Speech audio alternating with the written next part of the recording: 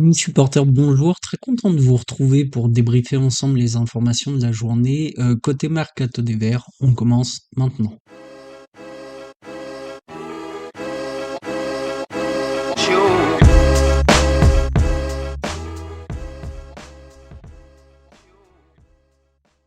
C'est officiel donc pour l'arrivée de Cardona pour les 6 prochains mois sans option d'achat. On reviendra ensemble sur cette arrivée dans les jours qui viennent, en s'intéressant un petit peu plus au profil du joueur et voir ce qu'il peut apporter à cette équipe.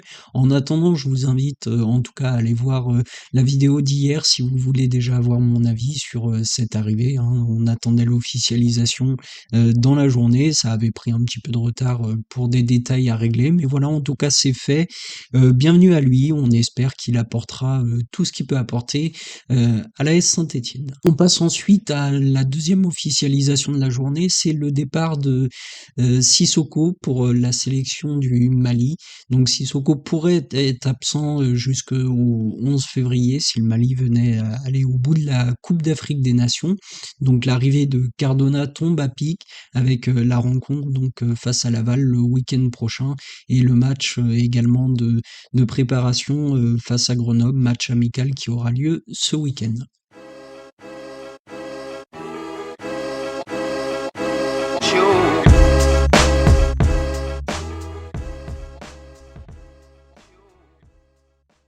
Allez, on passe du côté des rumeurs et la première information de la journée selon laquelle, aux dernières nouvelles, Alan Virginius ne ferait pas des Verts sa priorité.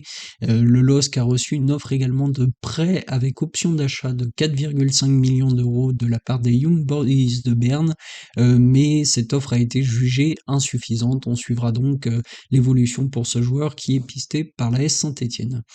La deuxième information du jour, c'est Antoine Notet. Les Verts se pencheraient du coup sur le profil de ce dernier qui est actuellement du côté d'Amiens.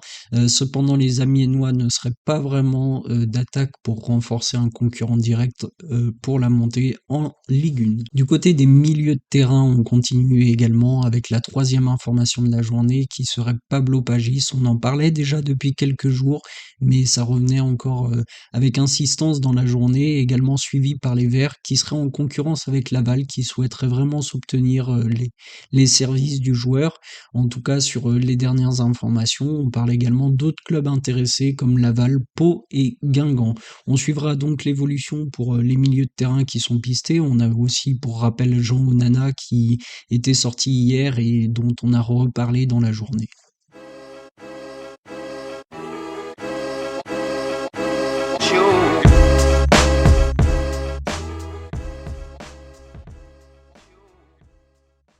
Côté des départs, l'information du jour, c'est Monconduit, devenu indésirable du côté des Verts. Thomas Monconduit serait pisté par Auxerre, notamment Christophe Pélissier, qui a côtoyé le joueur à Amiens puis au FCL, pourrait le rapatrier du côté d'Auxerre pour faire face au départ notamment d'Owusu pour la CAN. Ce serait un profil donc qui viendrait renforcer l'équipe auxerroise. Et la dernière nouvelle du jour, c'est Nadé, qui intéresse deux clubs turcs, à savoir Göztepe et Karagümrük, du côté donc de la Turquie, respectivement en Ligue 1 et en Ligue 2 turque. Cependant, le départ de Batu Bisinca pour la CAN et la suspension de Briançon face à Laval, le joueur pourrait avoir sa chance encore dans le groupe stéphanois, donc un départ dans les prochains jours semble compliqué, en tout cas est écarté, et de son côté, le joueur ne serait pas vraiment intéressé pour un départ en Turquie et préférerait attendre l'été prochain pour être transféré. Voilà les amis pour ce petit point journalier sur le mercato de l'AS Saint-Étienne. Comme convenu, on se retrouve demain pour les prochaines informations. Quant à moi, je vous souhaite une très bonne soirée.